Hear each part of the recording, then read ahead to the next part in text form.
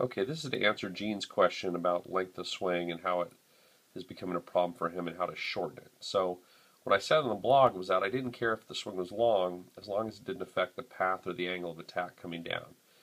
With this student of mine, the club, when it goes long, it actually does affect the path and the angle of attack. The club gets way too far inside on the downswing. So what I'm doing on the right is working on shortening that. So when you watch him go back on the left at full speed, you'll see the club is okay here, but as it goes further back, the right arm is kind of getting lower and more behind him. And as he starts down and the hands are a little below shoulder height, the club's to the right of his hands. And this is a problem. From here, the club's going to be steep, and then it gets too far inside out, and the attack is way too far from the inside, and he hits a lot of pushes and hooks from this spot.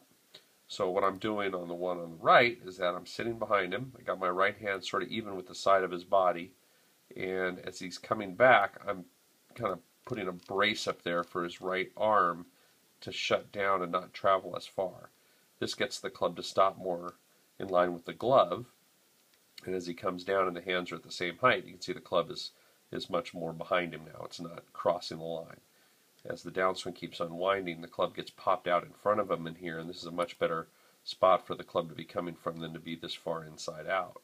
The blocks and hooks that he hits when he's too long and across begin to go away, and we see that the club gets in sort of behind the ball before impact, and the club's able to go a little more left, and the release is different. The face doesn't rotate or over-rotate through the impact area as much, and he's able to really hit the ball straighter from there, or even fade it a little bit. So this is something you can work on with your instructor. It will really help shorten things up.